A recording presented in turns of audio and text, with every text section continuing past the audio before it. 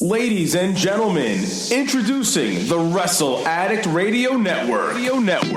Hey, what's up, you guys? What is going on, everybody? What up, fam? Hey, it's me. What up, Oozes? What's up, guys? This is the Monday Night Delight. Are you looking for a network that brings you all things pro wrestling? Then look no further. Wrestle Addict Radio brings you a varied source of wrestling content. What's going on, guys? This is Willie T. My name is Mr. Fretz. This is your resident Smart Slayer. Search for Wrestle Addict Radio on all major podcast platforms and be sure to hit that subscribe button so you never miss an episode. Buzz, guys. My name is Kate Murphy of the Kings of the Ring podcast, and you are listening. And you're listening. And you're listening. And you are listening. And you are listening. Get ready for a war, because you're listening. Come join the war each and every week as we fight to keep wrestling real. What's up, everybody? This is King Ricky Rose, and you are listening to Wrestle Addict Radio.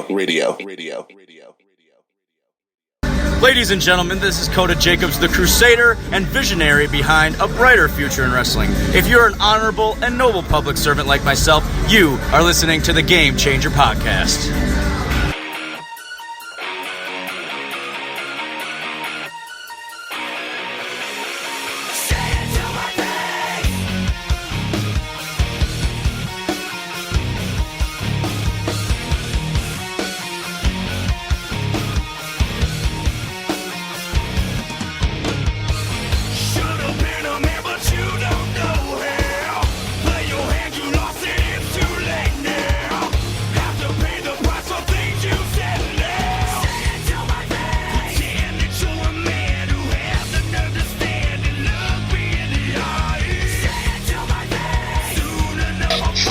Keeping wrestling real by saying it to our faces, ladies and gentlemen. Welcome to the Game Changer Podcast. I am NateFNGreat, and I'm being joined here, as always, by everybody's favorite Canadian, especially on the wrestling world, on the Twitter, that being the one and only Mr. Fretz.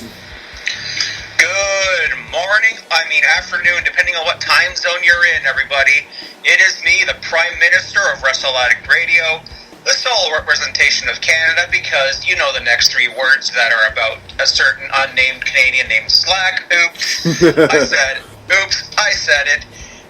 Follow me on Twitter at the legendary JF, on Instagram, also on that. And yeah, that's it. If I can real talk for just a minute, I just want to send my actual thoughts and prayers. There was a bunch of violence in the States, and actually there was an incident up here in Toronto just recently. WWE, very classy move by doing the 10-bell salute for, it was El Paso and I believe somewhere in Ohio. Toledo, was it? Yeah, I believe it was Toledo, Ohio. Yeah, it was just a horrific, tragic situation. I'm not going to get into the politics in that at all. I believe there was something up at a nightclub in Toronto, so everyone who's affected, we're with you, and we love you. Definitely. To everybody affected by this tragedy, he said it best. We wish you our thoughts and our prayers. And also, thoughts and prayers go out to the family of Harley Race, who we lost this past week. Everybody has heard so much about it. And honestly, you guys, you'll listen to so many different podcasts, and it's kind of funny because a lot of times they'll talk about Harley Race, and he is indeed wrestling royalty at its finest. No disrespect to our boys over at the Kings of the Rings podcast, but Harley Race was the man. So thoughts and prayers, and Harley Race, we will miss you. Be sure to say hello to everybody who is up there with you right now.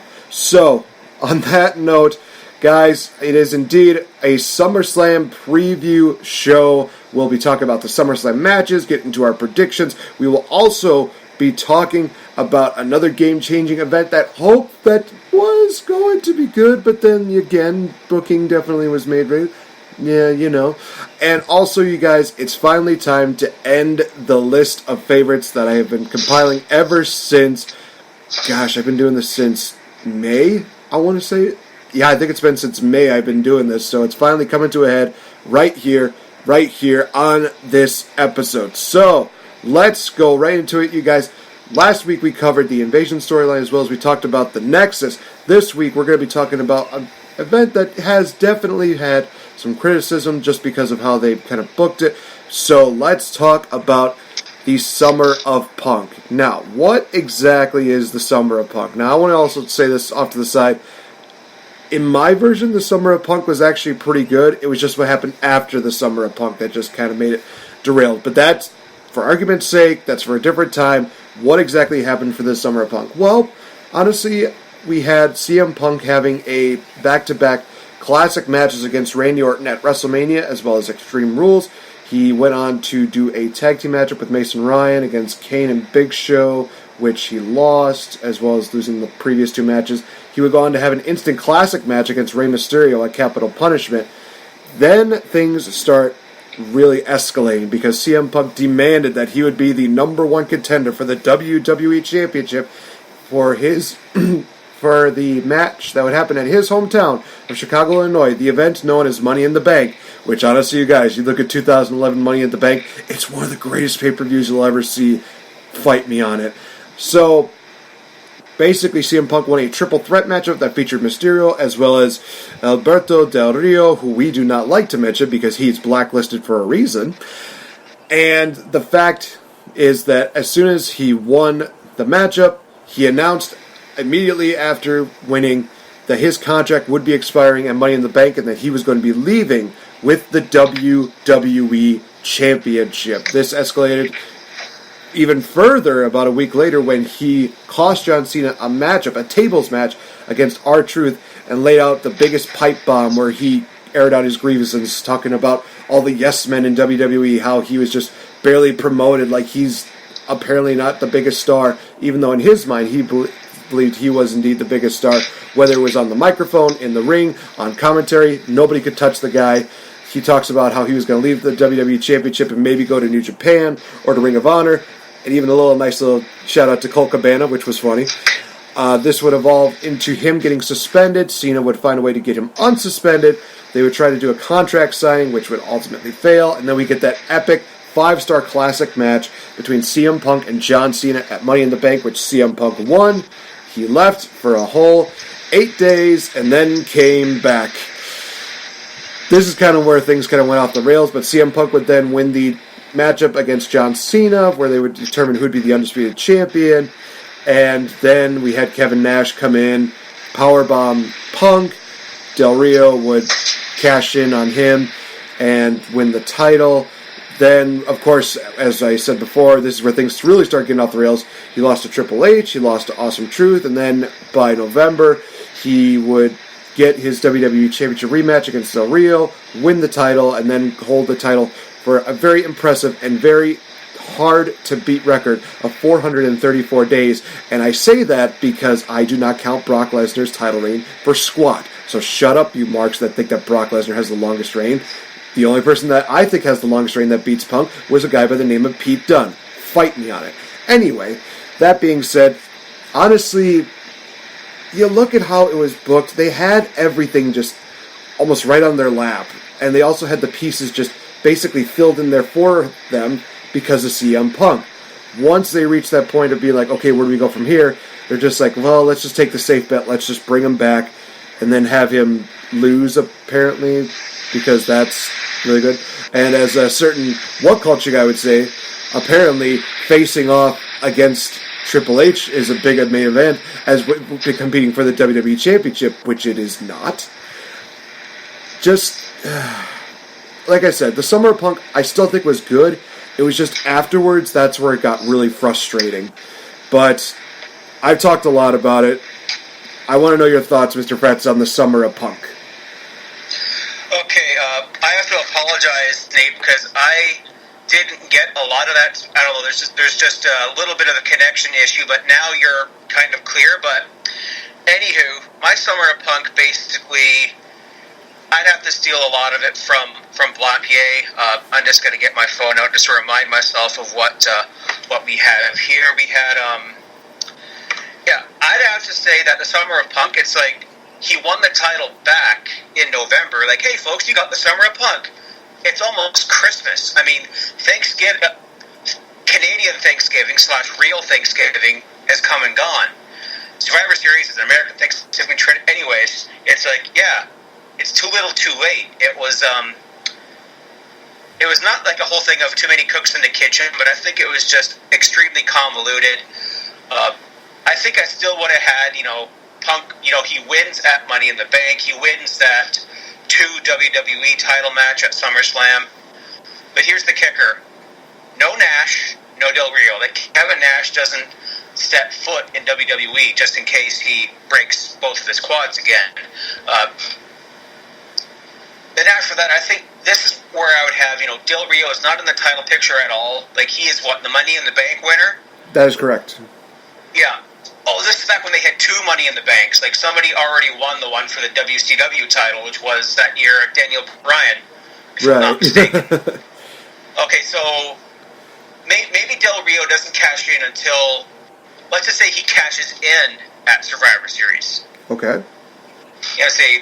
And Cena and Punk have a feud. I know the title played hot potato here and there. Punk would have his reign, and I would. This is one I did. I had a hard time really putting a good think on about it. But there's okay, if Punk doesn't win the WWE title at Survivor Series, he doesn't have that 400-plus day title reign. Or he starts it at, say, Del Rio wins it, Punk wins the Rumble. Because who won the Rumble in 2012? Oh, God, Sheamus. Yeah. No, wait, no, he was 2013. Who was 2012? Or was it Sheamus? I forget. Wrestling's hard. No, 2012 was Sheamus. I do remember that because that was when they had the Daniel Bryan Sheamus match that lasted 18 seconds, or basically as much as shorter than Benoit making a cup of coffee. Or taking a dump. Oh, yeah, I remember that feud. Okay, so yeah, no Sheamus. That means we don't get the whole 18-second bullshit. Punk wins the title back from Del Rio at Mania. So we have an actual summer of Punk. He cuts the infamous pipe bomb, and now literally every promo that breaks the fourth wall, shout out to the fourth wall WrestleCasts, or even has a dose of reality and not kayfabe. Now it's a pipe bomb. Everything's a pipe bomb. Becky Lynch cut a pipe bomb. No, she didn't. It's the closest one to that was AJ Lee. Just after that, making fun of the women's division and kind of saying what we were all thinking at the time. So what we have is Money in the Bank. Punk beats Cena in Chicago. Let's just say he goes away for a while and does what he says he was going to do. I'm going to go to Ring of Honor in New Japan. I know Vince would have no go of that, but let's just take reality out of this, because this is, by the way, fantasy booking. And you go and he'll pop into an ROH show and he'll defend the title against Colt Cabana. He'll go to New Japan and defend the title against, who would have been New Japan at the time, like Kenta or Giant Bernard, a.k.a. Albert.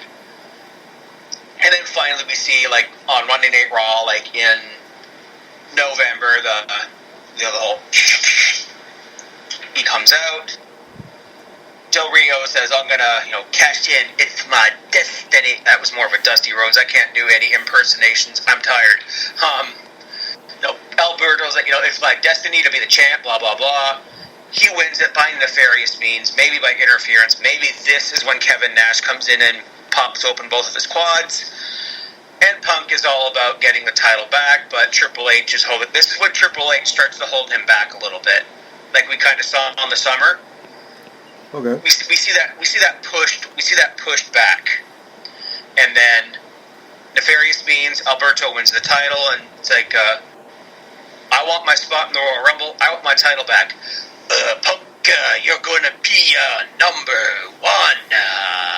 And then number 2 is either Triple H or I don't know, Kane, some big show, someone huge. So he has insurmountable odds to overcome. And of course, Punk wins the Royal Rumble. Triple H will still be kind of getting in his face, at No Way Out, you gotta go through me. Of course, this is when we get Punk and Triple H. Not at, Unforgiven or whatever September pay-per-view it was. Triple H fucking won.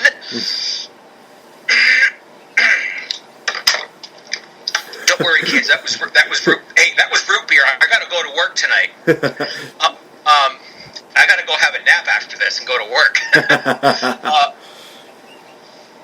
So Punk and Triple H. Punk wins WrestleMania main-ish event, or he gets his real main event. What was the main event in 2012? Cena Rock? Oh, wait, forget about that main event, Punk. Wow, okay. Punk, Alberto, and this is where I'd start Punk's historic whatever day reign. Rock doesn't win the WWE title. You don't get the title match between Cena and The Rock. Instead, let's just say, see, what is 400 days past WrestleMania 2012? Let's say Money in the Bank 2013? Would this take it to 2014 when he left?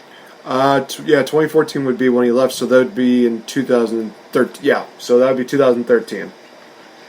Okay, so let's fantasy book that he didn't leave. I mean, we heard the CM Punk chants all night, and all of us are like, oh, fuck's sakes again. But don't lie. Both of us, and I think anyone listening, we would mark out if Punk actually returned. Oh, definitely. I mean, you have to understand the fact of how excited I am to see him again come All Out Weekend. So that's going to be a lot of nostalgia. I know. You are such a CM Punk, Mark. Yes, I am. And I approve of him sitting. Thank you very much for those. I was just going to say that. I'm like, oh, would you stand up for your picture, for fuck's sake? We keep wrestling wheeling. We love when people sit down, because why? It makes them human. All right, so getting back to your point, you were talking about, I think, like, saying that he didn't leave to... Yeah, because I think at 2013 WrestleMania, he was battling Undertaker, he took some time off, and then he came back for the Payback event to face Jericho. Okay, so let's say... Okay, if he holds time until next WrestleMania, he drops it to Taker because of the streak. Okay. Yeah, and... Yeah, but we don't get a historic reign. We get a 1-year title reign. I want to see a 400-day title reign. This is when you muddy the waters in fantasy booking, or can go to what I did last week of what I'm calling the WWE fantasy booking multiverse, because you can go all sorts of different ways with it. Punk, he'll hold on to the title until WrestleMania. Undertaker, Taker wins it. Who cares who drops it to him after that? Maybe in the Money in the Bank winner or something.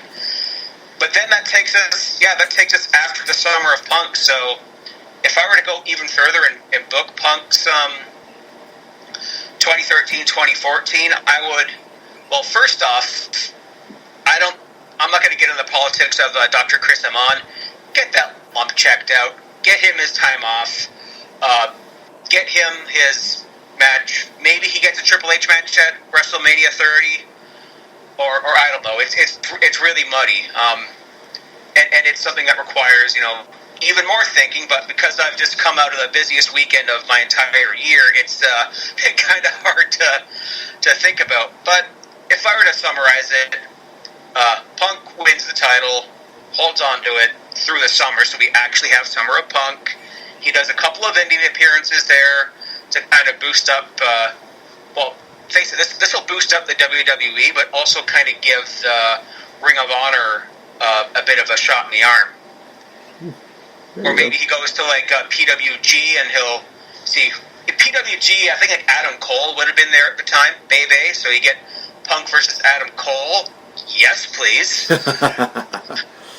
You get another Punk versus Colt Cabana match at Ring of Honor. I mean, Cabana is an okay wrestler, but their title match / Punk's goodbye match, that was more of a, it was like you say on the DVD, as they get everybody in the audience was crying. It was just beautiful because you had two BFFs just in the ring at the time, and sharing, doing what they love. There's a little tear. It's like, that's just beautiful, folks. Maybe Punk versus NXT. Maybe he goes to NXT. Chris Hero was there. Yeah, that'd be an interesting callback. Yeah, you can go many different ways with this. So, Summer of Punk. What could have been? I think that pipe bomb was the crescendo, and the title win, putting the title on the fridge. Like Drake Maverick also did. Funny. After that, it took a nosedive. No, I definitely do agree with that. Yeah, I've already kind of spoken my piece about, the beginnings of it. I would still keep it still the same. Have him beat Mysterio at Capital Punishment, have him beat Cena. I do agree with having him go from like a different promotion to promotion. I'd probably have it do like a once a month kind of deal, and I would still keep the CM Punk deal where he says, he wants to make this championship prestigious. He wants to make this, something that one of the reasons why he came back was because he knew that, if he realized after he won the title that if he left with the title, that, he realized that, all the credibility is going to be gone. That credibility is the WWE Championship. He kind of builds that championship to actually be something, that's worth fighting for. I know, it's crazy, right? I would still keep the SummerSlam deal, except, kind of like you were saying, I would keep out the cash-in deal. I would still keep the Kevin Nash deal in there, and here's my reasons why. Because I want to build up a matchup between CM Punk and Triple H at that year's Survivor Series like they originally planned it, but the reason why it got pushed was because Kevin Nash was unable to compete due to the fact of him wrecking his quads for the umpteenth time. Let's be fair. So I would not have the build-up, for CM Punk versus Kevin Nash at Night of Champions. I would actually have a rematch between Cena and Punk at that event, but have all this build-up from SummerSlam all the way till Survivor Series. This whole deal about there being a conspiracy theory and everything like that. Still have everything point to Triple H. Like, he's the one that has the most to gain with this. And even CM Punk is thinking, you don't want me as champion. It's obvious. So instead of having your Goonies, fight me, why don't you fight me yourself? We have that matchup at, Survivor Series. CM Punk retains. We don't have that whole deal where it's like, oh, well, if he loses, he's out of the deal as, COO. No. That's just stupid. And it's kind of one of those it's one of those stipulations where we've basically been anytime that stipulation goes through, Triple H is always going to win. So don't make it one situation where it's like, well, it's obvious he's going to win this. So have him retain. Have, Triple H and CM Punk do like a handshake, and even that moment could be where CM Punk thinks, okay, maybe he's not the guy that I thought he was. That's where you have Del Rio cash in. He wins the title, and we find out that it's all Mr. John Laurinaitis, Mr. People Power, be the one who's behind the entire thing. And honestly, it kind of it makes a lot of sense the way that they were kind of booking it in real life. That, John Laurinaitis was the one that had all to gain for this whole entire deal. So have John Laurinaitis be the guy who's basically just saying, yes, I want to screw CM Punk. I want him not to be the champion of our company. He's bad for business and blah, blah, blah. Doing that kind of deal. And I would have CM Punk win the title, not at TLC. I would actually have him win it at Royal Rumble.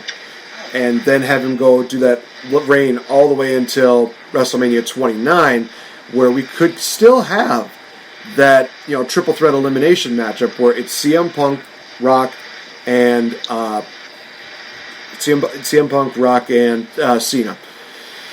So yeah, I would still keep that. I would not have the deal be like, pin me in like 5 minutes. No. I would have them legit have a really good matchup. If they want to put the belt on Cena, I would approve of it, in all honesty, because CM Punk has held the title for a long time, and it could still be a situation where it's like, John Cena, he's trying to get back from having the worst year, which, all honesty, side note, I would have Cena lose all of his pay-per-view matches built up to WrestleMania 29, except for Royal Rumble. That's the only time he gets that big win. But every other event, he loses. Make it legit. He had the worst year, and the only way that he could do that is to get, like, basically his comeuppance, is to win the title at WrestleMania. So we have that. That's how you build that up. In all honesty, yeah, I would still have Cena do that. Have him have that emotional deal. Build up for CM Punk would still be good. I would still have him be heel, turn heel. I think on Raw 1000, have him beat up the People's Champion. I would still have the whole Shield deal happen at Royal Rumble because originally they were supposed to be his faction anyway. So why not just keep it that? Then after the whole deal at WrestleMania happens, I would still keep the whole CM Punk takes on the Shield deal. Elevate those guys up quite a bit.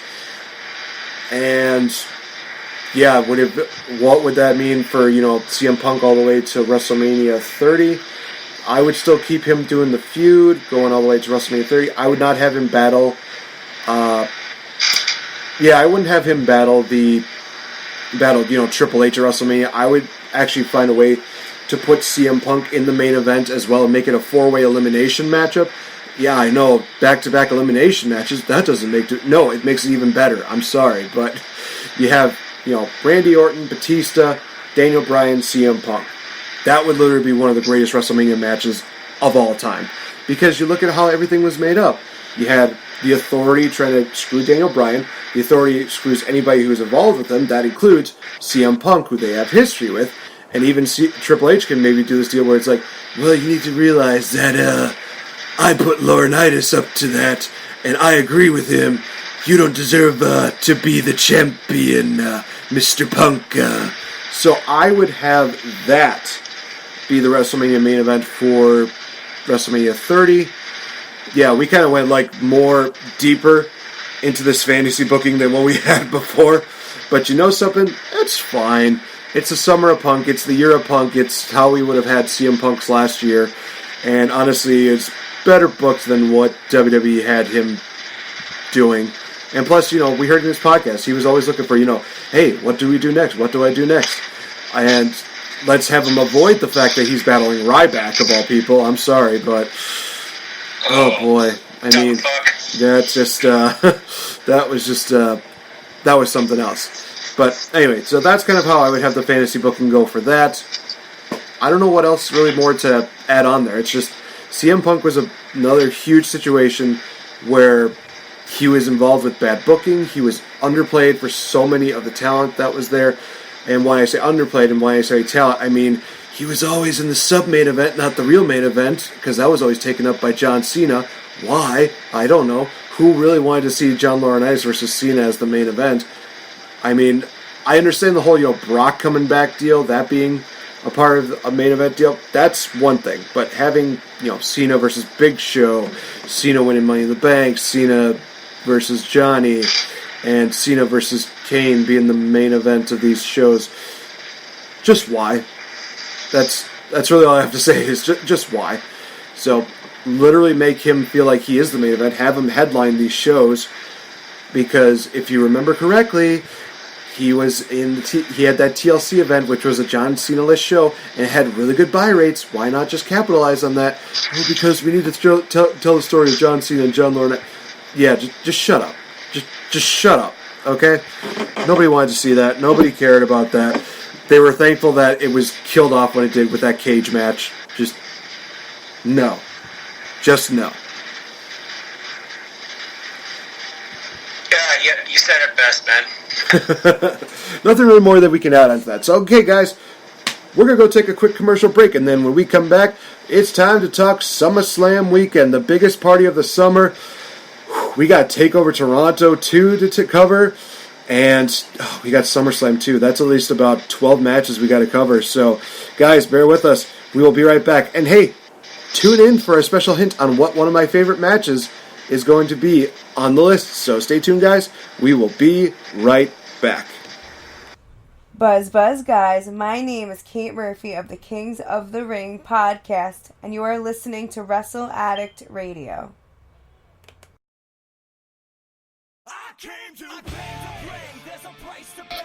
Hey guys, this is NateFNGreat. Hey, have you ever wanted to be a champion but can't seem to really find the money and the time to get a championship belt? Well, you know who's a really good friend of mine? AJ from AJsBelts.com. These guys have a large assortment of championship belts, from classic belts to the modern day belts to championship belts that you would not even believe. And guys, like I said, they work with you very well. With an awesome layaway program, there is no way that you can beat these guys' prices as well as these guys' deals, especially when you can give them a little bit of money every now and then until you can get that championship gold. Coming from a guy who's a champion and a game changer, I'm indeed NateFNGreat. I'm representing AJsBelts.com, proud friends of the Game Changer podcast.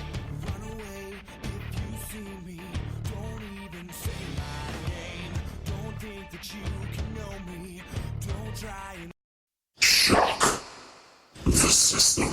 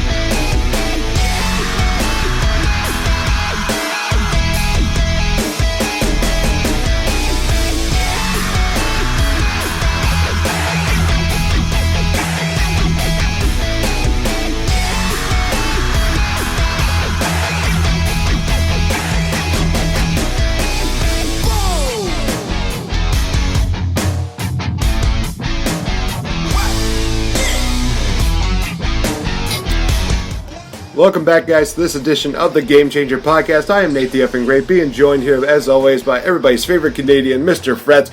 Guys, be sure to check out everybody over at the Wrestle Addict Radio Network. As we mentioned before, follow them amazingly on Twitter, as well as on so many different podcasting networks.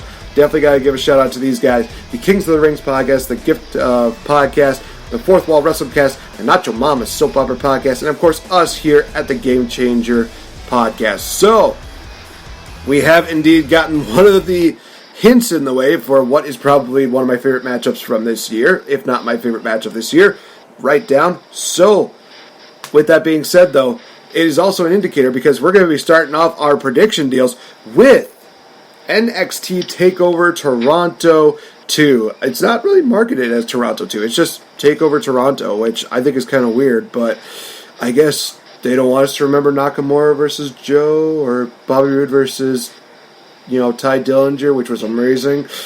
Yeah, good luck with that. Good luck with that, people. So let's get right into it. 5 matches to talk about for this.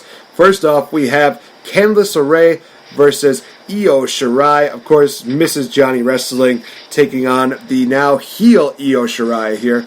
Mr. Fretz, I gotta ask you, for this matchup, who have you got and why? Well, this is going to be a bit of a hard one. So I think this is going to be a feud that's going to be going on for some time, and maybe eventually we'll get Kyle involved. But I think Io Shirai is just going to come out vicious and just beat the crap out of Candice. Shirai's just going to dominate and win this match. Yeah, I'm agreeing with you. I think that Io Shirai's got the victory for this one. And plus, I think Io just needs that victory right now. Candice LeRae, I think she's going to be built up as kind of the Johnny Gargano of the women's division, which I'm totally fine with. And I know there's not going to be another Johnny Gargano, but I think that Candice LeRae has a lot of talent, and she's going to get the title eventually, just not within the near future. And I do agree with you. I think the title would definitely make this feud a little bit more interesting, and I think it's finally time to take the belt off of the current champion, which, ironically enough, we're going into that next matchup. We have the NXT Women's Championship, Shayna Baszler, taking on Mia Yim. Going with Shayna Baszler on this one. Unfortunately, I do not see them ending her reign anytime soon.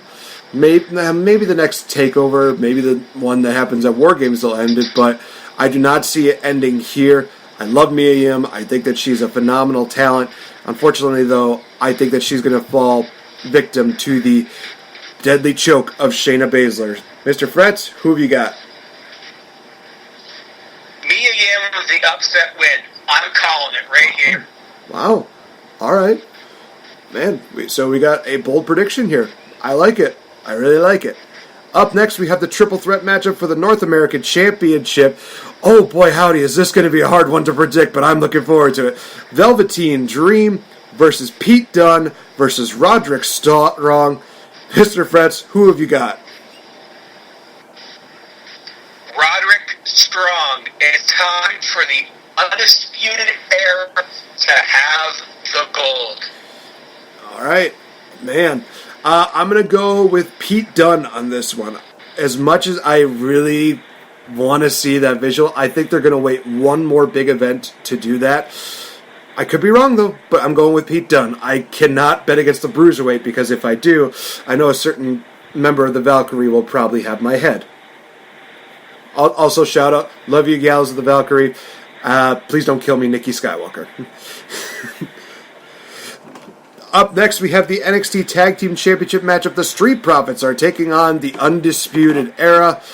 This is where I definitely do agree that I think the Undisputed Era is going to be walking away with some gold around their waist. Undisputed Era, Kyle O'Reilly, Bobby Fish, they get the belts off the Street Profits.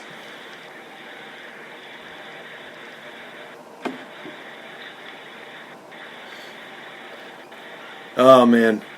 Oh, there we go. I'm loosening up your butt. Oh. Where are we? I just love technical difficulties. They just make the show that much more better. So I got Undisputed Era beating Street Profits. Me too. Yeah, too. All right. So up finally, guys, is the main event of the one and only NXT TakeOver Toronto. It is Adam Cole versus Johnny Gargano. They're promoting it as 2 out of 3 falls, but let's face it, this is 3 stages of hell. It is going to be an absolutely fantastic match. Holy cow. So I think we're both in agreement. Adam Cole, baby. Yeah, but we predict what the third stipulation is going to be. Oh, and anyone's going to be getting involved in it. All right. I have a theory. Okay.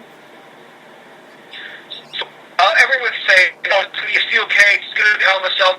It's going to be pretty damn difficult to hide a giant cage hanging above the ring, like if you're doing the camera angles in different parts of the match, and you'll get people in the audience beating up.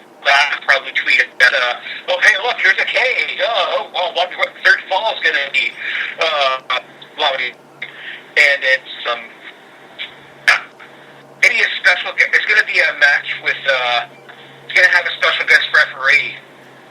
And that special guest referee is going to be none other than Tommaso Ciampa.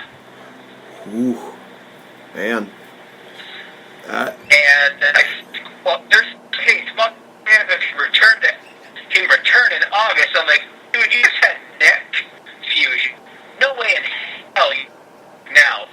So you had like the Kurt Angle surgery from 2003 was only a temporary fix, but other people like Meltzer or whoever the other unreliable wrestling sources are, they're all saying, oh, he's out of action until at least March. But Ciampa's going to be the referee, and I know we've seen this a whole bunch of times, but I think it's just going to be the classic. Ciampa's going to turn on him again. He won't join the Undisputed Era, but I think at some point, this feud's got to be over. So if this was anything like Ciampa was very close to returning, I'd say Ciampa wins the title. They, go hugging up stage, and then you'd get the DIY breakup again with the head into the board, and then Ciampa wins the title back at Chicago. That's where I'm going in my fantasy booking brain, but somehow I think Adam Cole is going to walk out as champion, and then we have to get a new challenger for him. Because I love this feud. This is a great trilogy of the feud, but it's got to end. And I don't know who could be the next contender. Maybe like Pete Dunne, or maybe Velveteen Dream.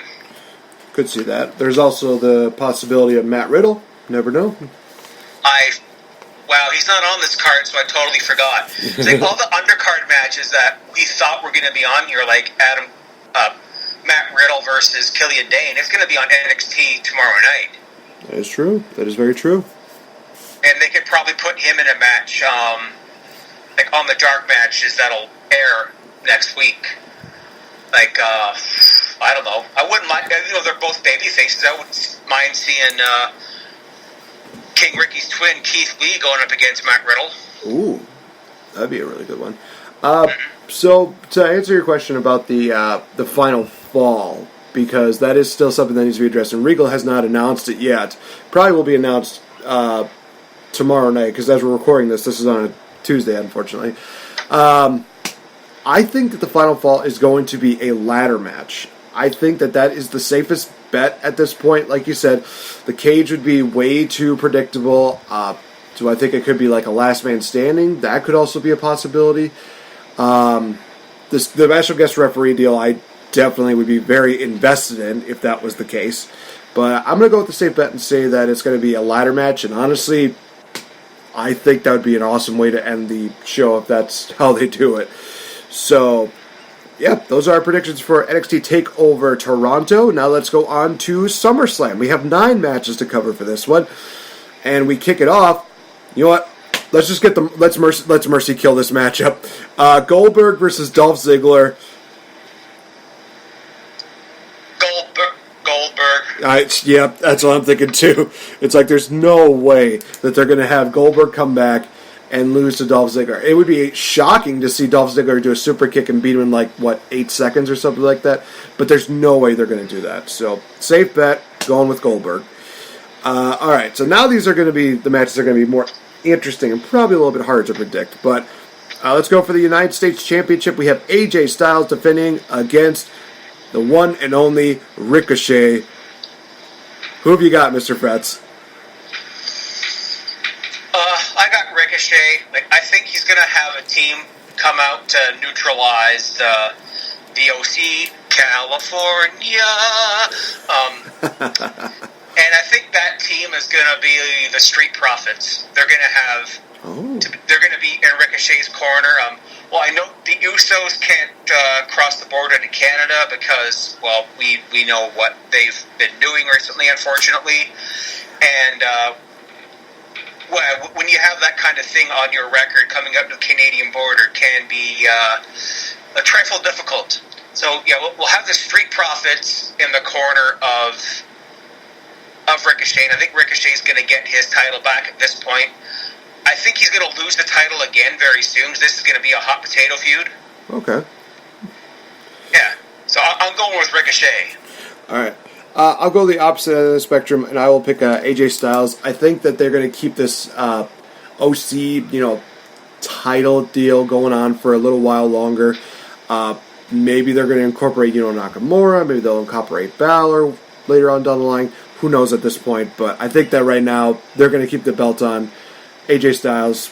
Hopefully this means that Ricochet can move on to bigger and better things. I mean, let's face it, who would not want to see Ricochet compete for the Universal Championship? I would definitely want to see that, considering also Prince Puma is amazing. Anyway, I'm sorry, I've been watching too much Lucha Underground. I'm sorry. Next matchup on here is Kevin Owens versus Shane McMahon. If Kevin Owens loses, he will quit the WWE. I do not see that happening. I see Kevin Owens picking up the victory here. I just want to get this match over with. Kevin Owens. I want so badly to pick Kevin Owens. There's a small part of me that think there's going to be some Shane McMahon shenanigans going on here with, I don't know who it has to be. Well, him and Sami Zayn have been kept apart this whole time. Sami Zayn's still kind of a heel. No, fuck it, Owens. I'm just going to pick Owens. All right, going with the Owens. Up next, we have the SmackDown Women's Championship matchup. It is Ember Moon challenging the champion, Bayley. Oh, this is going to be a good matchup. I can tell this is going to be a good matchup.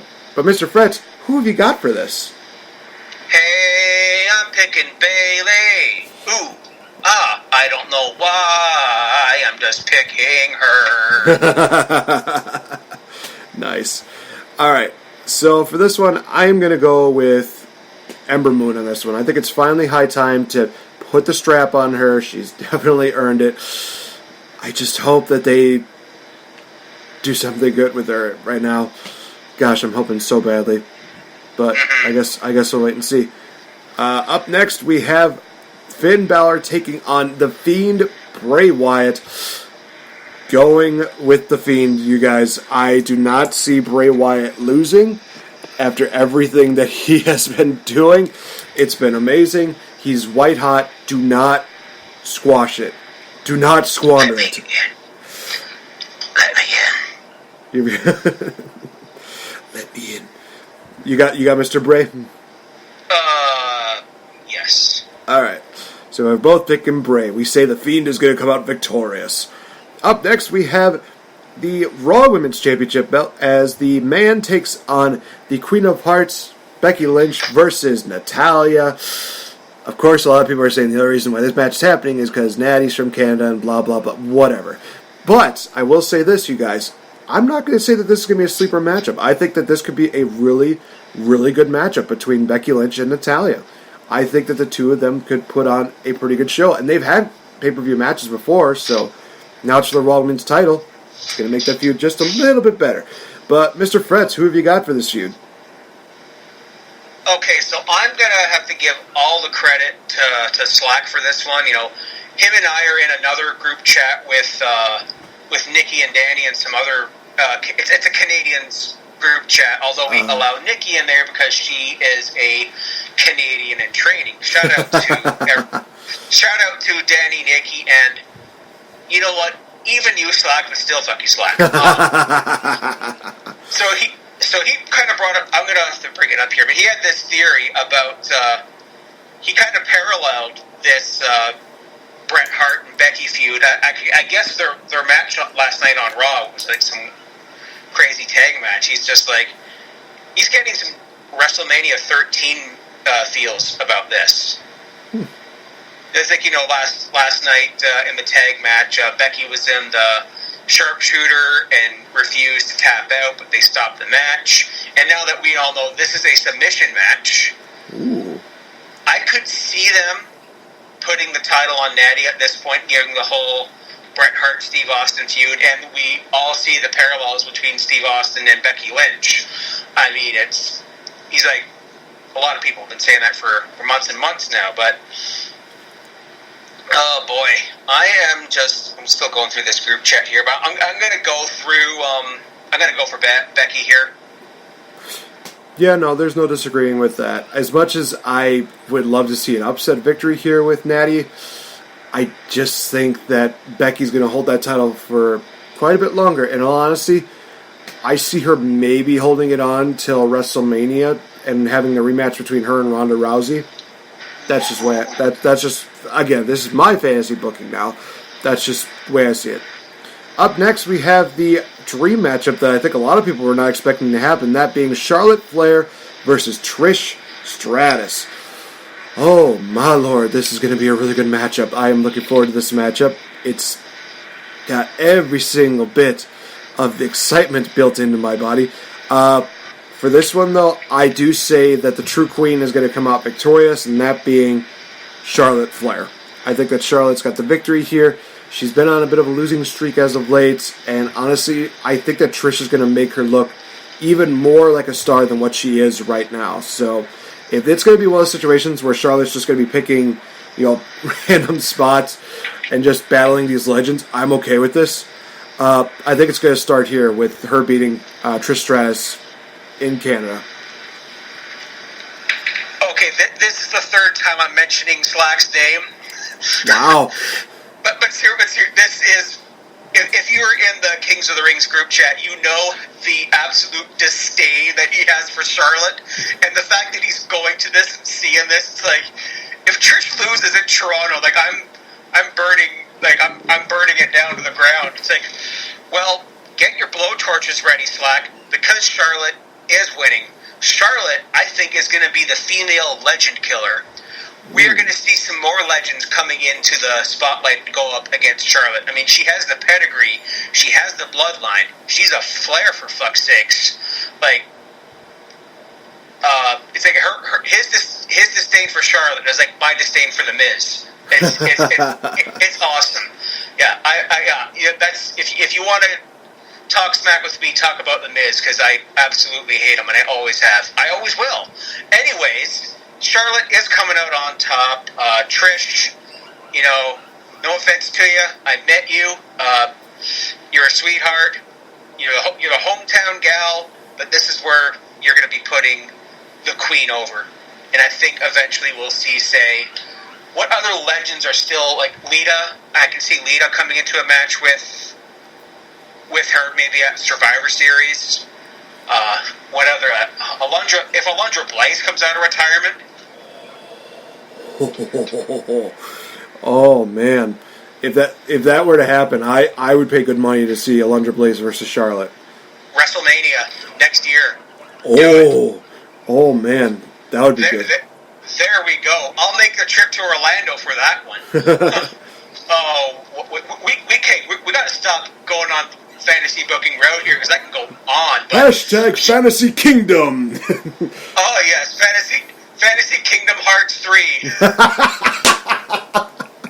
I've been playing Kingdom Hearts 1, so it fits. I love it. Oh my god. Yeah, Kings of the Rings already did an episode called something Kingdom Hearts, because Will was playing Kingdom Hearts 3, but screw it. Episode title, there it is. Fantasy Kingdom Hearts 3. I love it. Oh man, that is definitely the title for this episode. I don't care what anybody says. So let's get back on track here. We got 2 more matches to talk about. First one being for the WWE Championship. We have Kofi Kingston defending against the man who called him stupid about 10 years ago. That being Randy Orton. Man, I mean, there's still a part of me that thinks that this is going to be a tough matchup to call because there's still that part of me that thinks that maybe they put a swerve here and put the belt on Orton. No! But I'm going with a safe bet. I don't think they're going to do that. I think that Kofi's retaining this Sunday. I hate this feud. I hate that Orton is in the title picture. I can think of several different stars who I'd rather have in this title match. Jinder Mahal comes to mind. Kurt Hawkins comes to mind. Zack Ryder comes to mind. Oh my lord. Let's anybody. The last time SummerSlam was in Toronto, Orton won the WCW title. Oh shoot, that's right. That was 15 years ago. 50. Wow. Oh boy, man. I was 20. I'm old. I was about to say, also, we have a new subject matter to talk about in a future podcast for this month. I'm putting this out right now, guys. We're going to be reviewing SummerSlam 2004 before the month is over. I'm going to have to get a hold of that pay-per-view somehow. Okay, before I go into this one, there are 2 rumored matches, but we'll get into them after. Yes. I'll talk about them after. Okay. There's a couple more that we might see. Orton's walking out as WWE Champion. You think that Orton's walking out with the title? I think Orton's walking out. I think we're going to see a relatively short title reign. I know his career is kind of winding down. I can't think of many. The only other person that comes to mind about, okay, Orton walks out as champ. Owens wins the title later. Let's see, what's the next pay-per-view? Extreme Rules? Next one. Orton has a 1-month reign. Actually, I don't even know what the next event is. I mean, they have the NXT TakeOver deal. Because, actually, no, this last big event they had was Extreme Rules. I think this one is Night of Champions? Clash of Champions? Maybe? I don't know. Unforgiven?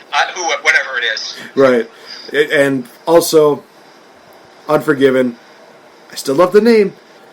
The fact that they got rid of it pisses me off. You are unforgiven for getting rid of Unforgiven. Aha, I see what you did there, and it was awesome. Alright, finally, you guys, we have what will more than likely be the main event, that being Seth Rollins challenging Brock Lesnar for the Universal Championship. And this will be probably the 2nd or 3rd time this year that our girl Issa, Demon Diva, check her out, her stuff is amazing, is probably going to be so conflicted. Although probably not as much this time around as what she was at WrestleMania. Although, quick funny story, I don't know if you got a chance to watch the rant Twitch stream when they were doing that during WrestleMania weekend, but it's so funny because they were going through the prediction deals, and it's funny. We got to the Brock Lesnar Seth Rollins matchup, and everybody's making their predictions. We get to Demon Diva, and she is not choosing. She's not choosing at all. And I think it was me, and it might have been Wade, or it might have been somebody else there. We were just going, choose, choose, choose. And she basically chewed us up for saying that. And we're just like, okay. I tucked my tail between my legs. I learned my lesson. She and I are still on good terms right now. So, but it was still one of those moments where it's like, okay, don't mess with the diva. Don't mess with her. But it was like a minor deal where she's like, I'm not choosing shut the F up, I think it was. So what do you expect? She literally walked out when Dolph Ziggler defeated Seth Rollins for the Intercontinental title last year. So I'm thankful that we only got like a small bit of that rage compared to what that rage was that night. So thankful for that. So who do you got for this matchup? Brock. You got Brock. You got the Bork. Bork. All right. Keep my fingers crossed. Hopefully, this happens. I'm going with Rollins. I am hoping that this is just one of those short deals, that Seth Rollins gets the title back, honestly, I will even take a DQ victory because that means that there's a good chance that Brock Lesnar is being a little bit of a coward. I don't know. That's just me. But that being said, we went through the entire official card, according to Wikipedia, but you also mentioned that there were probably a couple rumored matches that might be coming around? Yes. I believe this one's official, but it's on the pre-show. It's Drew Gulak defending the Cruiserweight title against Oney Lorcan. Holy crap, get in. That's going to be rough. I mean, look back here. Who was this? Danny Burch, his tag team partner. Of course, and he even follows me on Twitter, shockingly enough. I don't know why, but... Wow! He does. Maybe he's one of those guys that follows and retweets everybody, like Tatanka.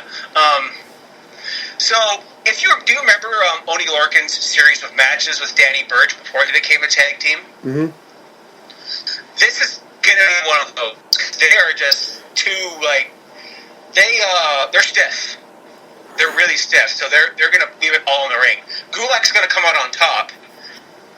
We've been neglecting this whole time, but it's like, who ran over Roman Reigns? And it's Daniel Bryan. I've heard a lot of rumors about that, and I'm finding it more easy to believe that is it, especially when somebody's saying, oh, that's Eric Rowan who ran him over with the car. It's like, well, kind of sets it up. And honestly, I think we've only gotten one big-time match between Daniel Bryan and Roman Reigns, and that was the Fastlane before WrestleMania 31. So it's a feud we haven't really seen too much of, and honestly, I'm all for it, especially since we're basically having the roles kind of reversed, where Daniel Bryan's the one getting booed, and Roman Reigns is probably going to be the one getting cheered. At least that's how I'm viewing it as. But what do I know? I'm just a fan. Yeah. And then we have possibly Nakamura versus Ali for the Intercontinental title. That is also true. Which, yeah, I'm all for that. Like Kinshasa versus 054.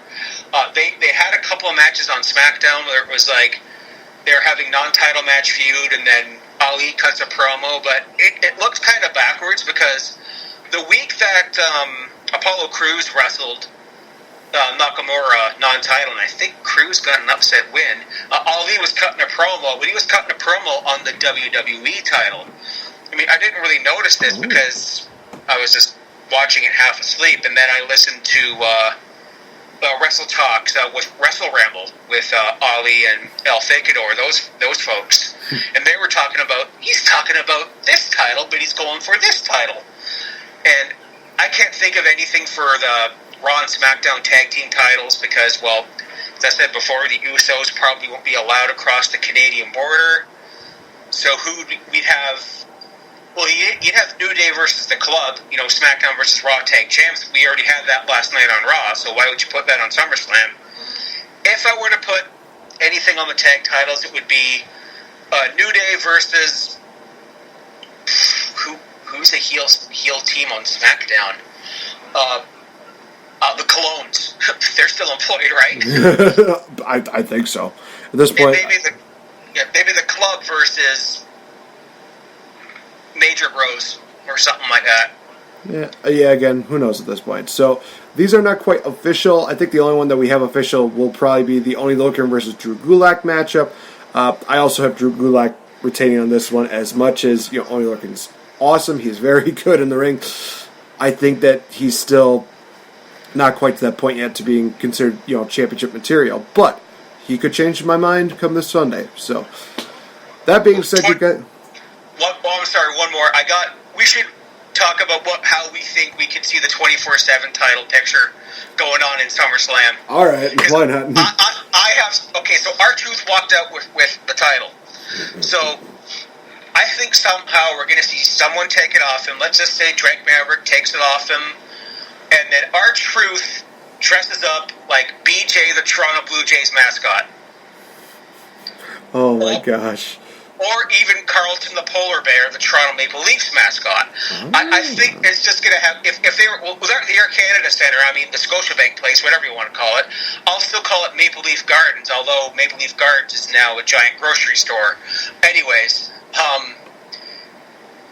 it's gonna have something to do with one of the sports teams. I can imagine. I just want to see R-Truth like take off the Blue Jays mask, and it's him.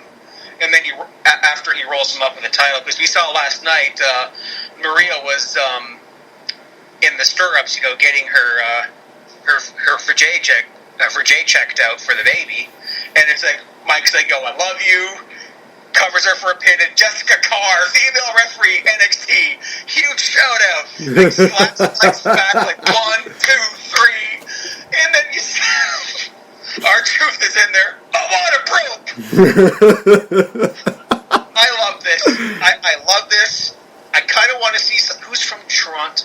There's like the only big names I know from Toronto are like, say, guys like, oh, hometown boy, Bobby Roode, 24/7 champion, glorious, get in. Oh my there God. we go. I mean, I think he was like the second one, so I think it's finally time to give him that belt back. Oh my gosh, yeah, no, I agree. There's gonna be some kind of comedic deals going on with that. Also, before we go on to our final break, I do want to say that one of my favorite tweets that came out of this was when Maria was the 24/7 champion. There's this deal where Drake Maverick's just trying to be like, hey, I'll pin anybody, whether it's, pregnant woman, whether it's something like this, whatever, I'll pin whoever it is. And then his wife, the most savage tweet I think I've seen, where she says, sure, you'll lie on top of a pregnant woman for 3 seconds, but not your own wife? Yes! Oh my God. Hashtag consummate the marriage already, Drake. Come on, man. Just forget the belt, consummate the marriage, make her a happy woman. Just for the love of God. This championship is built around sex, and you can fight me on this, because all about consummating the marriage with Drake Maverick and his wife, that it's also involving, pregnancy, which, hey, how did that happen? So, literally, this is like the most sexual championship that in all of WWE's history. Again, fight me on it. I'm sure somebody else will have, some kind of comment about that. But you know something? That's my opinion. That's where I'm staying. I rest my case, Your Honor. Case closed. And Shane McMahon is going to do the flying elbow drop off the CN Tower. Yay! We're going to see a Shane McMahon explosion. Literally, you jump off of that thing and you land on the ground, you're going to be nothing but dust, because the CN Tower is tall. Oh, man. Well, a man can dream at this point. Anyway, so we're going to take our final commercial break, you guys, and then when we come back, finally time to wrap up the favorite list of wrestlers as well as matches. So, guys, stay tuned. We will be right back. What up, Ooses? This is DFDC Jeff Palmantrio of Not Your Mama Soap Opera, and you're listening to Wrestle Addict Radio. Hi, I'm NateFNGreat. You know what's really fun, you guys, is just spending some time creating wrestling moments, whether it's being in the crowd, cutting promos, or just really kind of beating each other up with a chair or a trash can. Well, let's just say that there's a safer way to doing that without using an actual chair or a trash can. Go over to Great Minds Revolution Incorporated. My buddy Kurt has actually created a very safe and fun way to be a wrestling fan without the necessary lawsuits of basically beating each other up with real stuff. He has an inflatable chair that is really fun to just whack around, and it could also double as a little floaty for a pool. He also has the inflatable trash can, which, you guys, is really awesome because let's say maybe you don't want to use it for wrestling matches. You could use it at your barbecue, your next big tailgate party, whatever you could think of. Great Minds Revolution, Inc. They do a great job on making wrestling fun again. Proud friends of the Game Changer podcast.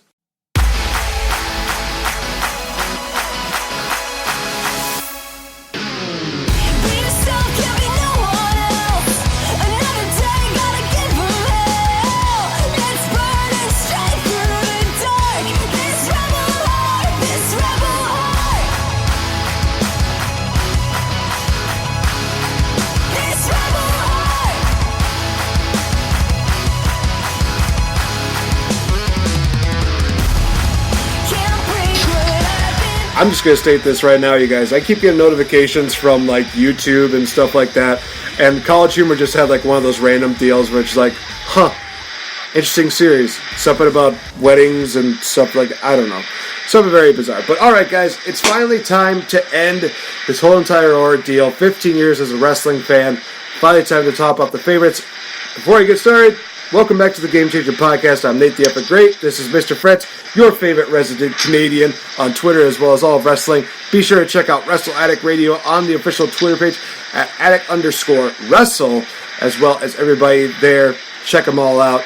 Mentioned them before, and we'll mention it before the show ends today, as well as check us out on our Facebook, our Instagram, and on so many different podcasting forums. Definitely check it out. All right, so like I said before, you guys, time to narrow this down. We start off with favorite tag teams, and for this, I only got 3 words for you. That being, what a rush! The legendary Hall of Fame team, the Legion of Doom, the Road Warriors, Hawk, and Animal. Guys, it was so hard for me to choose anybody besides this team.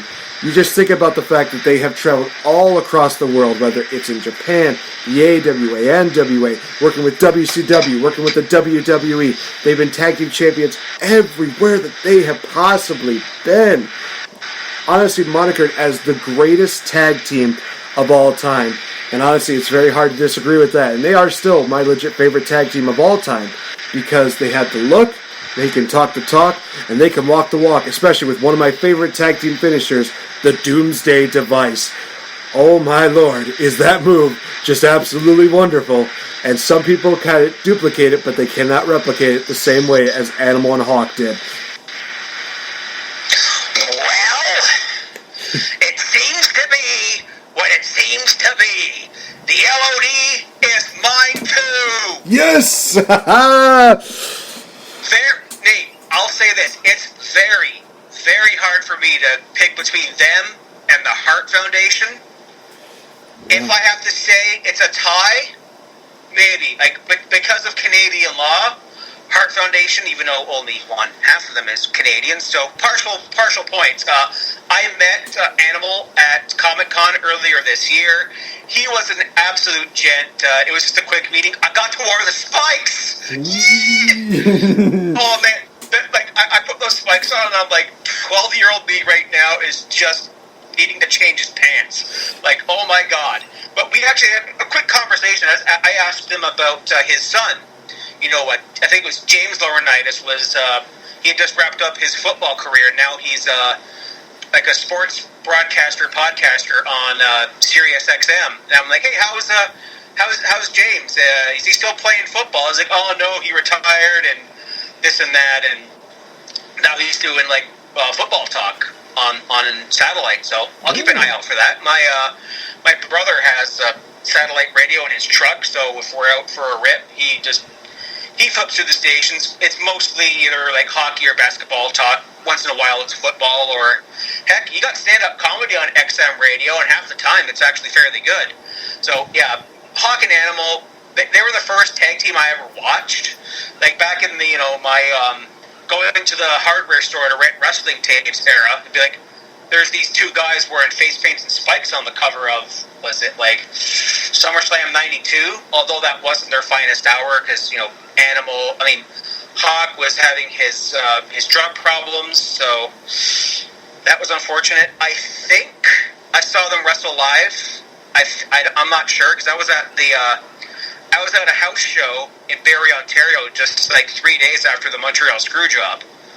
So that was an interesting atmosphere. That was really interesting and kind of tense crowd. I don't remember if they were there or not. I didn't take any pictures. 1997 digital cameras and phones didn't exist for me. I will look back at their career in the NWA. Like, they had a great feud with everybody, like the Wild Samoans, probably the Varsity Club.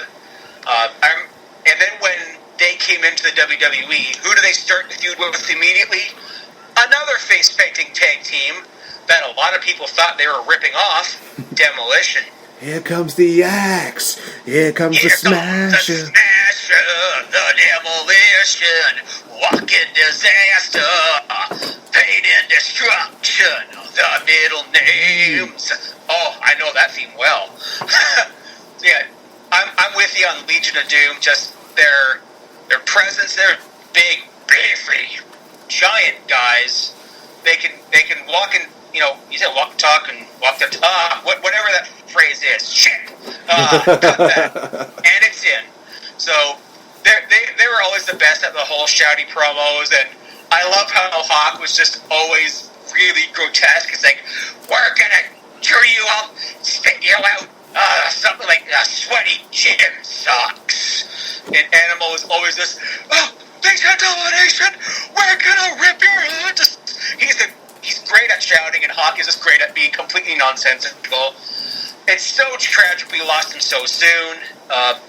I still remember to this day watching that Raw in 2003 where Kane and RVD had like an open challenge for the tag team titles. There's like nothing but silence. Then you hear like, what a rush. And it was like, holy shit, Legion of Doom are about to win the tag team titles again. They're about to, and they lose. And then like a month later, Hawk dead. Oh, man. Raid in the fields. Legion of Doom, I love you. Although I don't love the Legion of Doom incarnation that had Crush or Heidenreich. The lesser said, the better. I totally understand. The frustration. I totally understand. Just, yeah, no, I get it. I totally get it. But, alright. So, Mr. Fretz, we are on to the favorite woman of all time. I've mentioned a lot of great names like Chelsea Green as well as Rosemary and so many other people. Actually, if I just bear witness for just a minute, one picture I got here is of the Demon Bunny duo here. I mean, there's so we're actually just showing a couple of autographs that I have here, and actually there's one I think that just has Rosemary. I'm actually going to pull that up really quick here. I know people are probably just thinking, like, is this dead air? No, it's not dead air. It's just, that's air. But, yeah, here's the one with Rosemary. It's being recorded, too, so it's not dead air. That's awesome. It is amazing. Oh, my gosh. I so want Rosemary just to be on the show again. But, you know, we'll see what happens. But, anyway, so now we go on to favorite women wrestler. And, guys, I did this last week. Unfortunately, I could not get the Road Warrior theme music because it's not available on iTunes. iTunes, get your shit together and get that theme song on your stuff. But I did get All right. So the for the women one, this one might be unfamiliar, but as soon as I show Mr. Fretz the picture, he'll know exactly who I'm talking about. So for those of you that are listening in, enjoy this minute of just absolute beauty.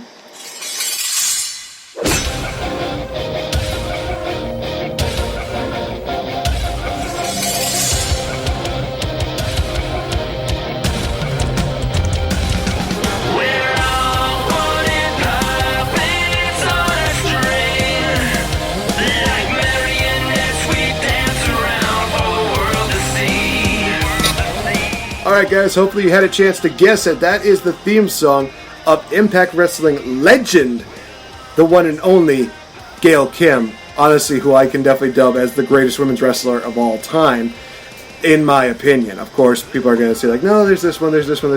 But I'm sorry, but it's hard for me to fight off against Gail Kim. Gail Kim, who had a career working in WWE, she debuted in 2003. In her first month, she won the Women's Championship in a Battle Royal, but still, she won it, which was awesome. Held it for a month. Okay, that's fine. Then she was just kind of like the face in the crowd kind of deal. Then she went on to Impact, still was kind of the face in the crowd, but then she started wrestling, and it's like, okay, we're starting to get something. Then she became the first ever Knockouts champion. Yes, thank you very much. She had an awesome feud with Awesome Kong, of all people. Oh boy, were those matches really good, and they were very brutal. But again, they were just so beautiful.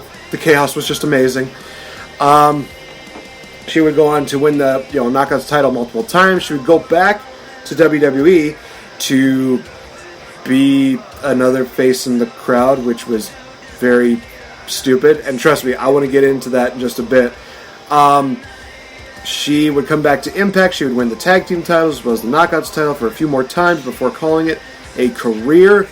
And honestly, you guys, she had that feud with Tessa Blanchard where she had a really great matchup between the two of them. Oh, yes. Just every single fiber of my being is saying yes because we got that dream match. Oh, man. Just thank you so much. I would want one more, but it's like, you know what? It's time to end on a high note. Let it just end with Tessa Blanchard, Gail Kim. That's the highest point you could tap off. And for those of you that don't know, she's also Canadian, so we ended with a Canadian on this list. You're welcome, ladies and gentlemen. Such an underrated talent, especially when she went back to WWE. But when she went to Impact Wrestling, oh, was she a star? Was she a mega star? Holy cow! Just yes, every fiber of my being is just saying yes.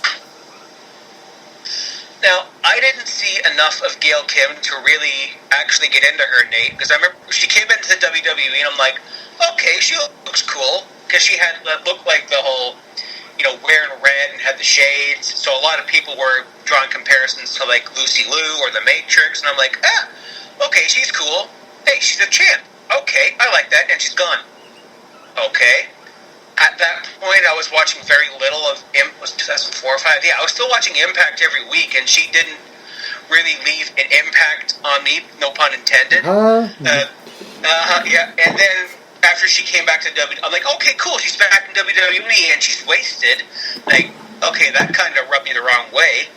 And then after she returned to Impact again, that's when I wasn't really watching a lot, so I have no thoughts on her one way or the other. She's a fantastic in-ring performer. I did see her match with Tessa Blanchard. Oh my gosh. And I did see, did she have another match recently, or is this just like a couple with Tessa? I think it had to have been the couple with Tessa, because I can't really say if she...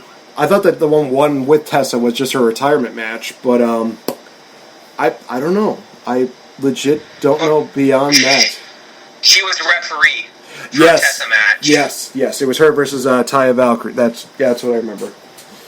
Yeah, there we go. Yeah, she did. Yeah, she's a fantastic in-ring performer. I'm me being like a Food Network junkie. I'm a fan of her husband, Robert Irvin. So I think they're still together. But anyways, yeah, she's a great in-ring.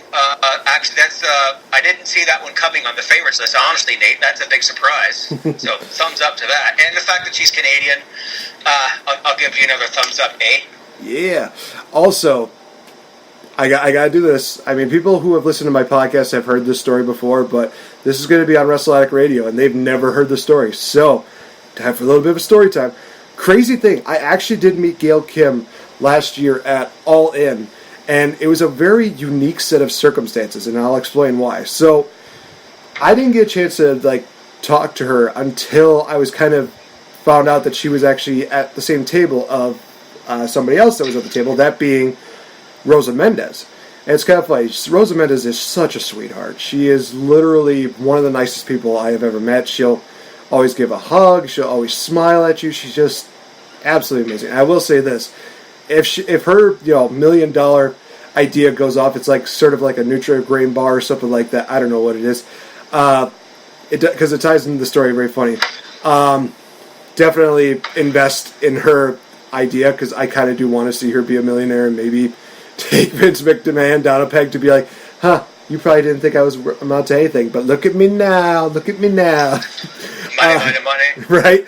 So what happened was Rosa jokingly said, "Oh man, could you give me a cup of coffee?" I'm like, "Yeah, I got nothing going on right now. I could do that." She's like, "You serious?" Like, "Yeah, no problem." So she gives me money. I go get her a coffee, and that's kind of how I got introduced to Gail Kim, who was at her table. The next day, I got her and Gail Kim coffee, and then came the joke of basically Rosa saying, "You do such a fantastic job. Once I become a millionaire, I want you as my assistant." I just said, "I will drop everything and I will be your assistant. I don't care. I will go and do this job of whether it's giving you coffee, doing whatever. I do not care." Again, absolutely just a really fun individual. And then I got the chance to talk to Gail Kim, who, again, is also a sweetheart. Getting the chance to talk to her talk to her, about her time in Impact and get a chance to talk to her about her time in even WWE, to the point where she told me this, and this is actually on record in a Simon Miller interview from What Culture, where she said that she has no interest in going back to WWE because, first time around, they didn't use her right. Second time around, they misused her again. So why should she go back for a third time if they're just going to misuse her again? So that was kind of one of those things where I even said, would they even consider you for the Hall of Fame? And she's like, I don't think they really would. I think that she'd be honored to probably get the privilege, but she has no interest in going back to WWE. She has more interest in training a lot of the younger women. She has more interest in, getting the next generation ready to go. Again, one of the sweetest people. And I will tell you guys this is kind of cool. When I got that second batch of coffee, she actually gave me that picture completely for free. She did not do it, out of just a way of being like, oh, you did this for me, and blah, blah. It's just one of those things where I think she did this out of the genuine of her heart. She saw what kind of person I was, and that was just one of those moments where it's like, yes, I love this woman. Absolutely amazing. As much as I wanted to put Rosemary as number one, Gail Kim, she rose to the top as number one in the end.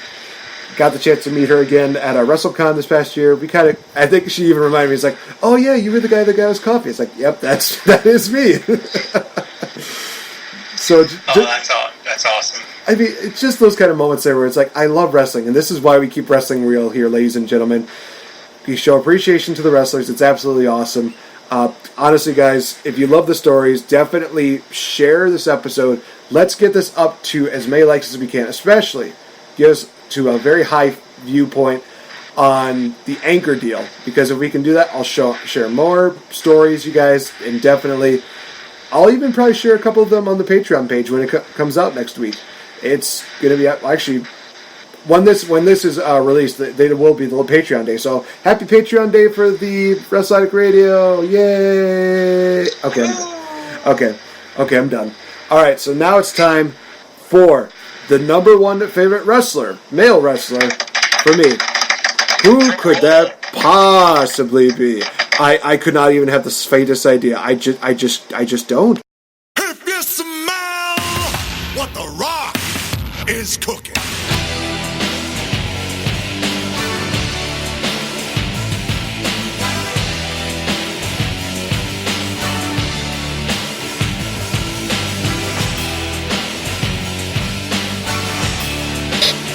Why? Could it be the most electrifying man in all of sports and entertainment? Could it be one of the biggest guys in all of Hollywood? Could that be the People's Champ? The Rock? It doesn't matter! It doesn't matter who your pick is! Oh my gosh, that would be legit one of the funniest things that could have happened if he listened to that and he just literally said, it doesn't matter who you picked as your favorite. Yes, it is indeed The Rock, ladies and gentlemen. I have loved him since I first, laid eyes on him. I know it sounds weird, but whatever. He was the first guy that got me into wrestling. Like I said, I got introduced to wrestling through the segment that he was in, where he talked to Shane McMahon and Vince McMahon about whether he was joining WWF or the Alliance. And then later on, it's just like, okay, well, who's this guy here? I got the chance to watch some of his matches, and it's like, oh gosh, I love the way he wrestles. But again, he just is such an entertaining MFer, to be honest. We talked very highly about him during the Rock and Sock Connection deal. Him as a singles competitor, you just look at a lot of things he talks about, whether he talks about, the Rudy Poo candy asses, or whether he talks about the SmackDown Hotel, whether he talks about pie. It doesn't matter. He found every way to be entertaining, so much so that if you remember, when he was doing that whole Hollywood Rock phase, he did the first ever Rock concert, and that would not be the last time we would see a Rock concert, because I think we got at least 2 more iterations of that. I want to say 2 or 3 more at least, because there was the one that was building up to him and Cena. Honestly, I think I might have to have that be the ending of this episode, is the Rock concert, if I could find it here. But yeah, there's a really good one from Toronto. Oh my gosh, yes. Oh, I do have it. Yes, we're ending it with the Rock concert. Yeah! Oh my gosh. So many people are probably going to hate me for that, but whatever.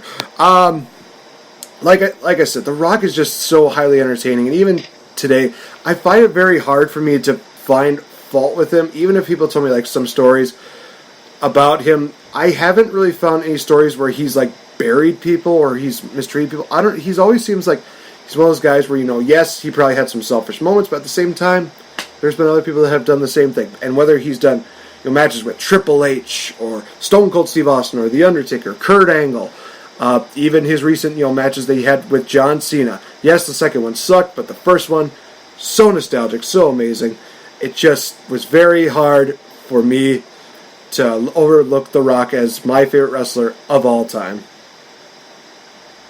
Since day one, I have been a fan of The Rock as well. Like since Survivor Series '96, I'm like, okay, this guy's dad. I knew who Rocky Johnson was when I was 12. I'm like, okay, this kid's all right. And then when he flipped the switch, turned to the Nation, and then flipped the switch and turned to the corporation, there was nobody I hated more than The Rock. There was nobody I wanted to boo more than The Rock. But man, his promo is so entertaining. Like I saw him wrestle like that same house show from Barrie, from Barrie, Ontario. He came out and wrestled him and the Nation against the DOA. One of Crush's last matches in the WWF, by the way. He's just like, The Rock has been to many, many places around the world, but you jabronis in Barrie are the worst The Rock has ever seen. But it's a love-hate relationship because, he is such a despicable heel and such a prick, but you kind of like him at the same time. Like my friends, when it was DX versus the Nation, I was Team DX all the way, Team Triple H all the way. My one friend, this is talking Dave's Basement era pay-per-views. My buddy John, shout out to Double J, he was like, oh man, The Rock is so much fucking better than that wussy Triple H. Listen to The Rock talk, he's so funny and blah blah. I'm like, he's a prick. So we had back and forth, and I was trying to, as you can see on video, and as this might be released, I was trying to do the people's eyebrow. If you get any picture of me from when I was 16, like ages 14 to 17, half the time I'm raising the people's eyebrow, all the time. Rock was, he was a big part of my early parts into wrestling, big part of my obsession and Attitude Era. When he finally got his big face turn, it was all set sail from there. And I have to talk about his Hollywood Rock persona was so good. I remember he cut this promo in Toronto, and he was just like, the greatest thing to hit Toronto because the Maple Leafs suck. The heat. Instant heat. This was back when the Maple Leafs were good. They made the conference finals that year. Oh, Carolina, damn it. I'm having flashbacks. Yay, he said Toronto, yay. Well, Rocky Johnson, I think Rocky Johnson's from Toronto. I think, The Rock is like 1/4 Canadian. Oh, okay. I think either Rocky Johnson was Canadian or Rocky Johnson's. Somewhere in the Johnson NOI heritage is a tinge of Canada. Like I think Rocky Johnson was like from there. I had a friend's dad who worked with Dave's dad. My friend Dave's dad actually worked with him a little bit because Dave's grandpa, I think, was a wrestler named The Beast.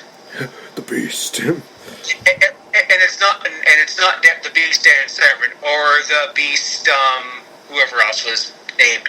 The Beast.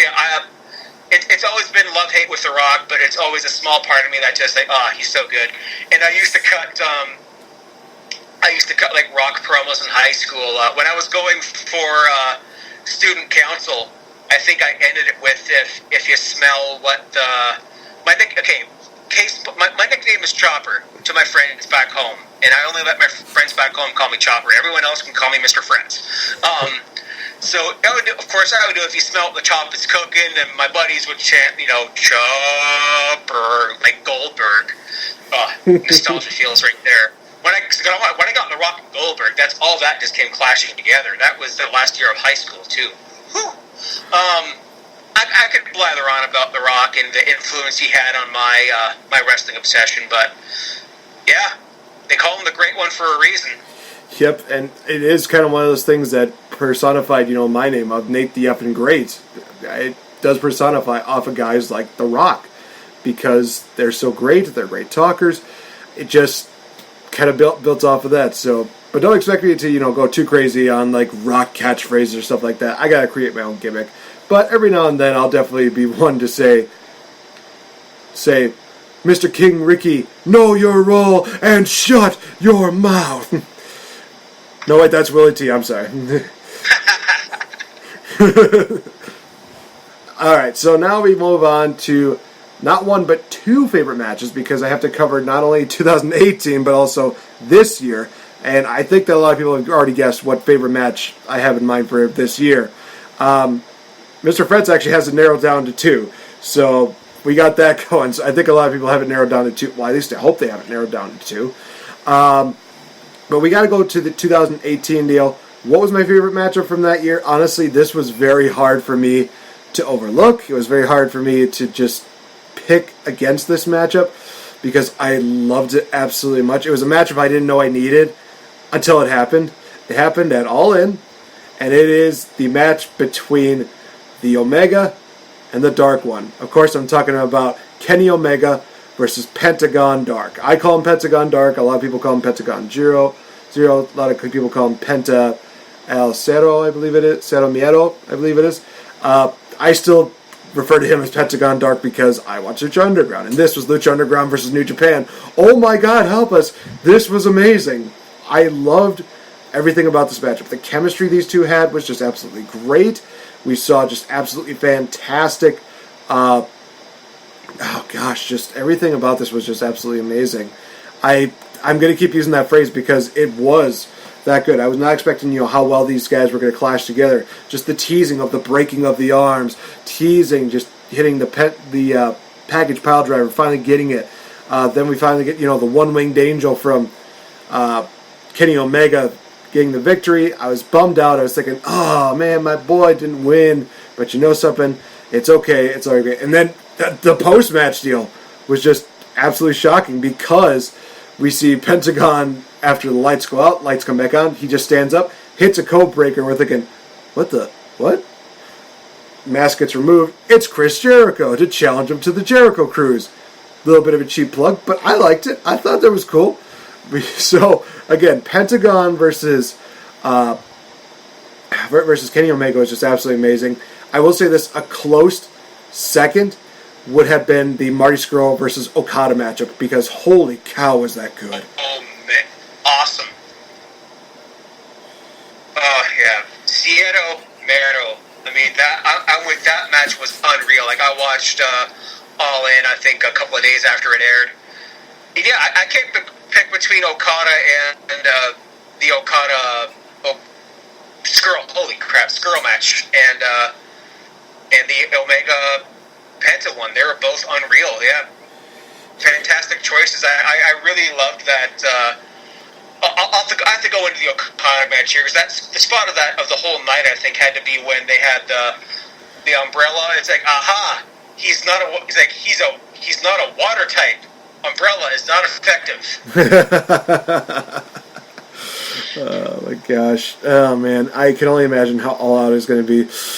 Gosh, if Jon Moxley versus Kenny Omega is anything from what we saw from last year, we could have a legit new favorite matchup for this year. But you know something, guys? It's still this matchup here, and it comes from NXT TakeOver New York. It's the first 2 out of 3 falls matchup between Johnny Gargano and Adam Cole for the vacant title.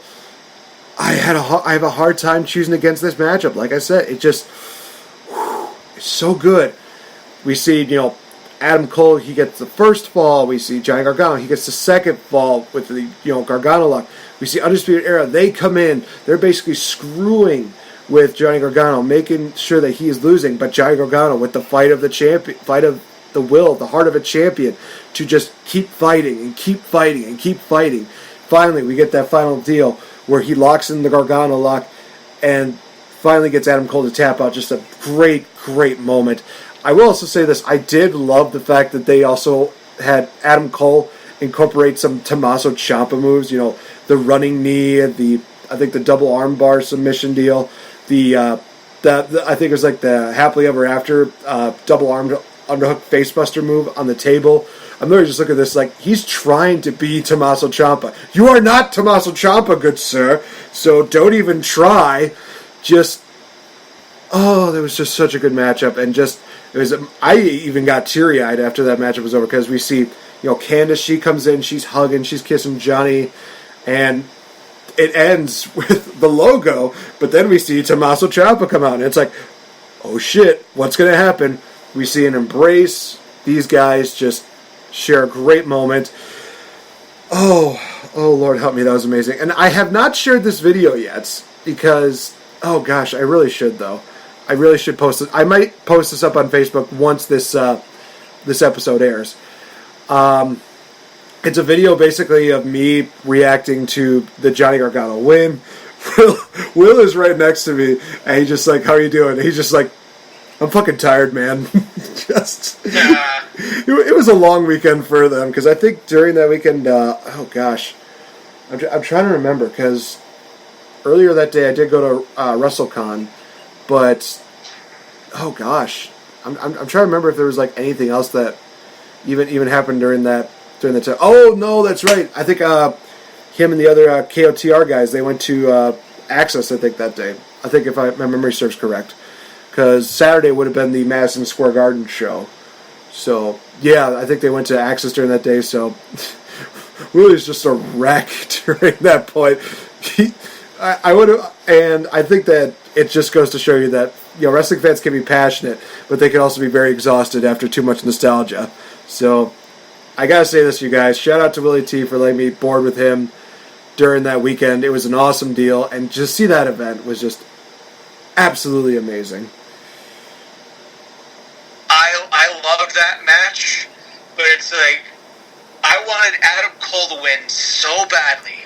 I love Johnny Gargano, but I deep down I knew he was winning, but there was just this little part of me like, Adam Cole, please, please, please. And the second I saw the tap out, I just closed my browser and left. Well, because I had to go to work, I had to go do something at work, although I worked in the morning that day. So I was already off, but I had to go back at closing time because there's another thing that I do at closing time. I walk around with a little floor buffer after the store closes some nights. So I probably was listening to Kings of the Rings or something when I was doing that, cheap plug. But I didn't even see the Tommaso Ciampa thing until I got back home and checked Twitter. Okay, that's beautiful, that's cute, okay, I like it, but the rematch, please Adam Cole win, and he did, baby. And yeah, I saw the 2 out of 3 falls coming for your, once I heard the two things, I'm like, it's the Mania match. I mean, as good as the one at 25 was, yeah, fantastic. I'm looking forward to this one. Like, I'm still, oh man, I don't want to find out what the third fall is until the show. It's like you have trade falls, and then you hear the he comes out, and it's like, all right, let's go to, I can't do an accent thing. There's going to be a special guest referee. And I'm like, he starts to unbutton his shirt, you tease Tim, and then you hear Ciampa. No one will survive. That's what I was trying to think. I was thinking saying to my face, but that's Alex Wiley. You heard that at the beginning of the show. Yeah, we hear no one will survive. Like, Toronto, you better pop for that. So I know Toronto's Bizarre World, and they're going to boo Bailey out of the building. They're going to boo Natalia. Like, Natalia's Canadian, but she's going to get some boos. I'm calling it now. Unless he comes out with Bret Hart, then she'll get sympathy cheers. Sympathy cheer. Sympathy cheer, Natty. We're polite. We're polite up here in Canada, but we also we'll tell you as it is too. We won't hold it in. Trust me, he's made me cry a couple of times. No, I'm kidding. So, guys, we are going to wrap up this edition of the Game Changer podcast. Thank you so much for tuning into this. Hopefully you enjoy SummerSlam weekend because, why not? I will have been, doing the medieval time, so unfortunately I'll be missing out on NXT TakeOver Toronto on Saturday, but I'll get a chance to watch it before before the SummerSlam show begins, so that'll be okay. But yeah, like I've said before, be sure to check us out on our Twitter pages. You got the legendary JF over here. You got the Real Effin' Game right here. For our Twitter handles, definitely check out all of our guys over at the Wrestle Addict Radio Network. Be sure to check out Kings of the Rings podcast.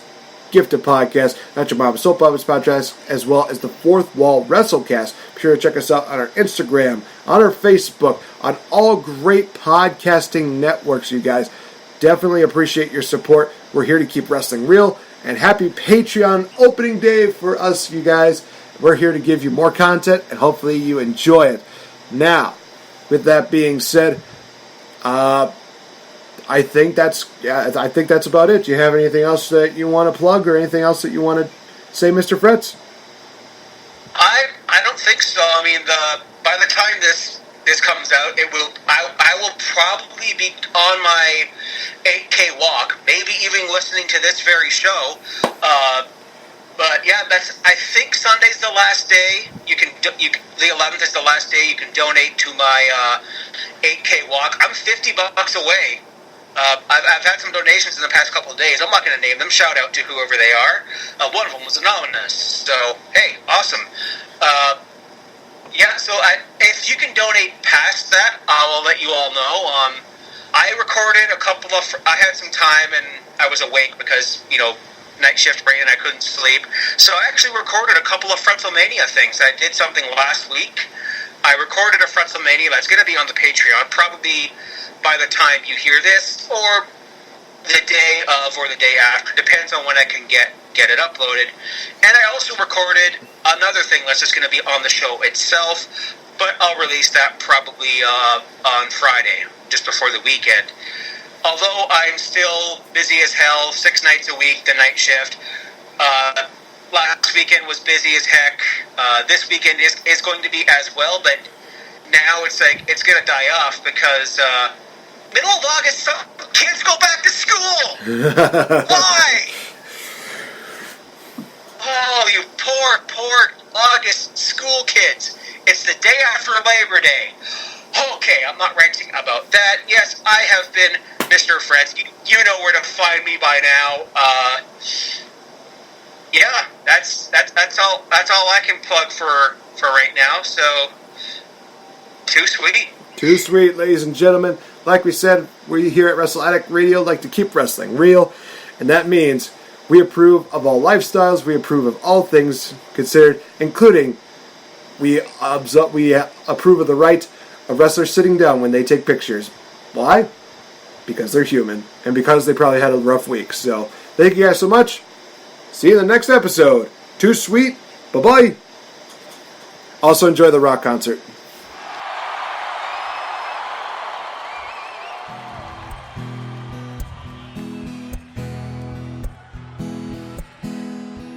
It's gonna be good. Warden threw a party and he spent some bucks. Didn't invite Cena cause he totally sucks. Cena started rapping, it all went south. Know your role, jabroni, and shut your mouth. Let's rock. Everybody, let's rock. Cena's got a menstrual clock, but we're dancing cause Cleveland rocks. Oh, what's going on? Here we go. Little fruity pebble from Newbury, Mass. Rock will take his boot and shove it up his ass. Bet you're all happy you're listening to me and not some goofy Eminem wannabe. And let's rock. Everybody, let's rock. Ain't no balls down in Cena's jock, but we're dancing cause Cleveland rocks. Little Johnny Cena went to the dock. Rock punched his jaw and the pain wouldn't stop. Doc said, Cena, you know I'm a fan, but please stop begging for that rectal exam. Let's rock. Everybody, let's rock. Cena closed up that smock, but we're dancing cause Cleveland rocks. Rock saw Cena making out with Eve, grabbing on her thigh, tugging on her weave. Cena was having the time of his life.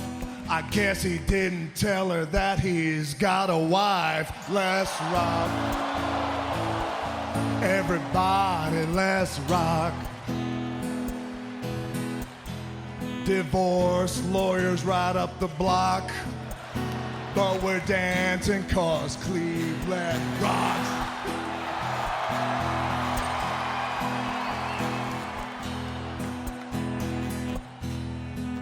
April 23rd, 1977. The doctor shouted, "Send that baby back to heaven." Sorry, Mama Cena, but check these charts. Little baby Johnny's got lady parts. Let's rock. Everybody, let's rock. Little Johnny's got them lady parts. But we're dancing 'cause Cleveland rocks.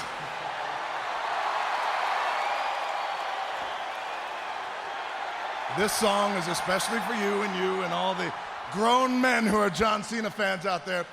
Doesn't really matter how hard you try. Never in your life will you ever taste pie.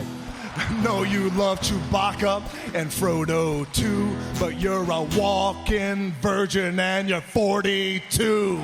Let's rock. Everybody, let's rock. You dress like Kirk and Spock, but we're dancing 'cause Cleveland rocks.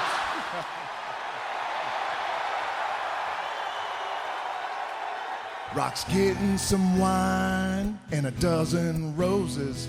She's going to meet my holy Moses. Getting with the Rock is the bomb. You don't believe me? Ask Cena's mom. Let's rock. Everybody, let's rock. Cena's mom can barely walk, but we're dancing 'cause Cleveland rock. I said one more time. Cena's mom can barely walk, and we're dancing 'cause Cleveland rock.